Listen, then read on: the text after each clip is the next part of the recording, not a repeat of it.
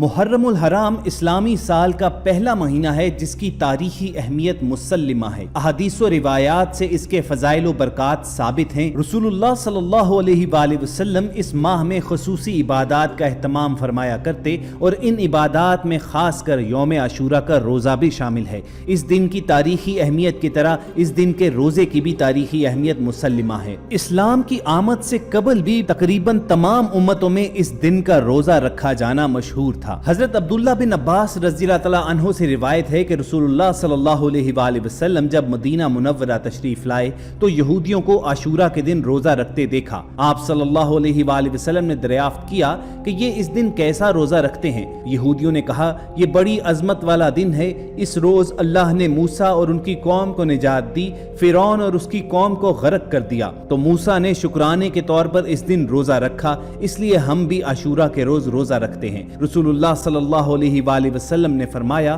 ہم تم سے زیادہ موسیٰ علیہ السلام کے حقدار ہیں، پس آپ نے خود بھی روزہ رکھا اور دوسرے لوگوں کو بھی روزہ رکھنے کا حکم دیا۔ حضرت عبداللہ بن عباس ہی سے روایت ہے کہ جب رسول اللہ صلی اللہ علیہ وآلہ وسلم نے یوم عاشورہ کا روزہ رکھا اور دوسروں کو بھی روزہ رکھنے کا حکم فرمایا تو عرض کیا گیا یا رسول اللہ صلی اللہ علیہ وآلہ وسلم اس دن تو یہود و نصارہ تعظیم کرتے ہیں، تو آپ صلی اللہ علیہ وآلہ وسلم نے فرمایا اگر میں آئندہ برس زندہ رہا تو 10 کے ساتھ 9 محرم الحرام کا بھی روزہ رکھوں گا، لیکن اس کے بعد آپ صلی اللہ علیہ وآلہ وسلم اگلا محرم آنے سے پہلے ہی وصال فرما گئے۔ جمع الفوائد میں ارشاد نبوی منقول ہے کہ تم عاشورہ کا روزہ رکھو اور اس بارے میں یہود کی مخالفت اس طرح کرو کہ ایک دن پہلے یا ایک دن بعد کا روزہ بھی شامل کر لو۔ ترمذی شریف میں روایت ہے کہ حضرت علی المرتضیٰ رضی اللہ تعالیٰ عنہ سے کسی شخص نے سوال کیا کہ ماہ رمضان کے بعد کون سے مہینے کے میں روزے رکھا کروں، تو حضرت علی رضی اللہ تعالیٰ عنہ نے جواب دیا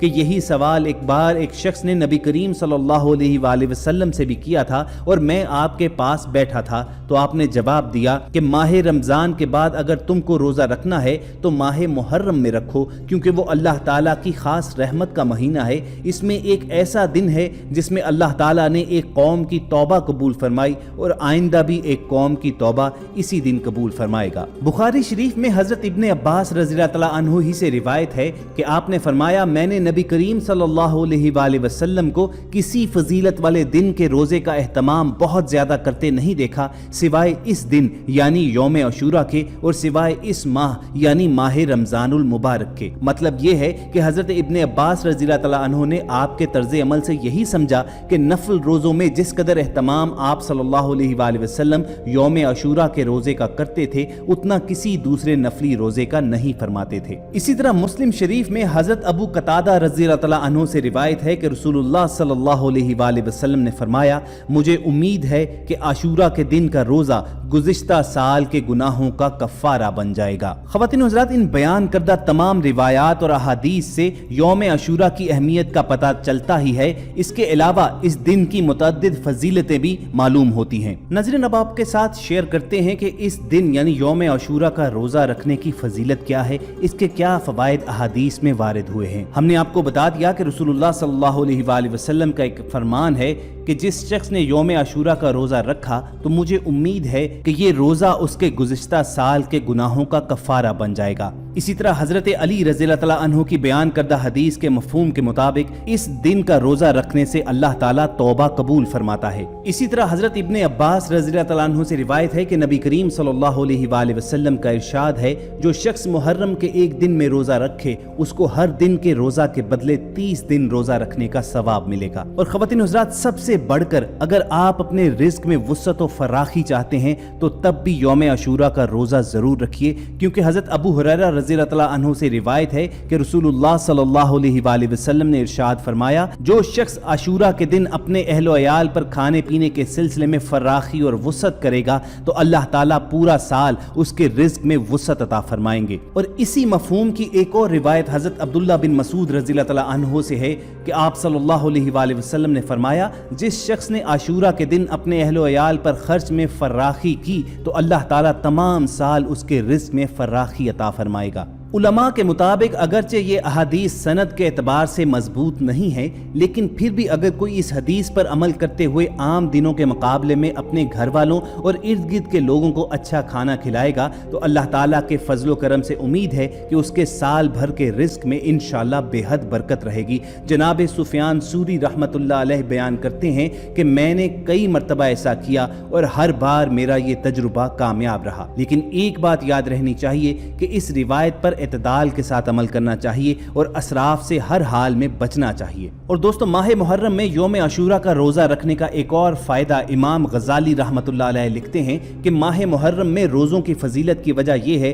कि इस महीने से साल का आगाज़ होता है, इसलिए इसे नेकियों से मामूर करना चाहिए और खुदावंद अक़दस से ये तवक्को रखने चाहिए कि वो इन रोज़ों की बरकत पूरा साल रखेगा। तो दोस्तों, खुलासा कलाम ये है कि इस दिन मुसलमानों के लिए दो काम मुस्तहिब हैं, आशूरा के दिन का रोज़ा रखना और उसके साथ एक रोज़ा 9 या 11 मुहर्रम का शामिल कर लेना, और घर में हर रोज़ के मुकाबले में खाने के अंदर अपनी हैसियत के मुताबिक कुशादगी और फराखी करना। यौम आशूरा पर हज़रत हुसैन रज़ियल्लाहु तआला अन्हु का शहादत के अजीम मर्तबे पर फायज होना उनकी फजीलत की एक दलील है कि अल्लाह ताला ने उनकी शहादत के लिए इतने मुक़द्दस दिन का इंतखाब किया। शहादत हुसैन और वाक़या करबला की तफसीलात तो आज ज़बान ज़दे आम हैं, लेकिन बेहद अफसोस की बात है कि आज दरसे हुसैन पर अमल करने वाले उंगलियों पर गिने जा सकते हैं। चुनाचे निहायत ज़रूरी है कि हज़रत इमाम हुसैन रज़ियल्लाहु तआला अन्हु की तालीमात को अमलन अपनाया जाए और हर वक्त हक़ के लिए जान देने का जज्बा दिल में मौजूद रहे।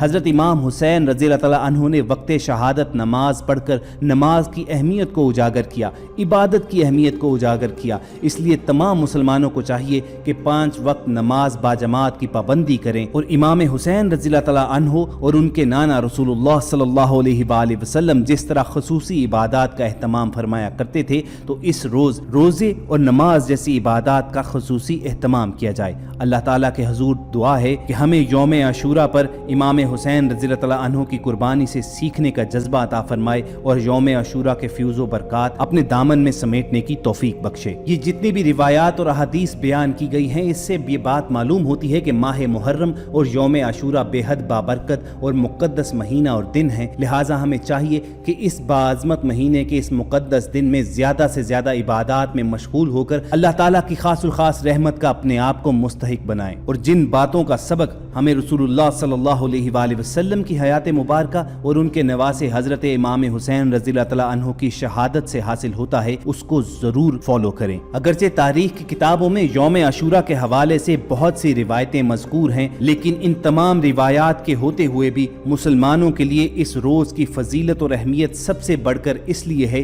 कि रसूल करीम सल्लल्लाहु अलैहि वसल्लम ने अपने फरामीन में इस रोज़ का जिक्र किया है और खुसूसी इबादत का एहतमाम फरमाया है। और नवासाए रसूल हज़रत इमाम हुसैन रज़ियल्लाहु तआला अन्हु ने अपने नाना के दीन के लिए यौम आशूरा ही को कुर्बानी पेश करके इस दीन को हमेशा हमेशा के लिए बका अता फरमाई। हमें पूरी उम्मीद है कि इस वीडियो से आपकी इन्फॉर्मेशन में ज़रूर इजाफा हुआ होगा। अगर आपको हमारी ये काविश पसंद आई हो तो इसे लाइक करके फेसबुक और व्हाट्सएप के जरिए ज़्यादा से ज़्यादा लोगों तक पहुँचाइए। और अगर आप ऐसी ही इन्फॉर्मेटिव वीडियोज़ फ्यूचर में हासिल करना चाहते हैं तो रेड बटन पर क्लिक करके और बेल आइकॉन को प्रेस करके सब्सक्राइबर बनना मत भूलिए।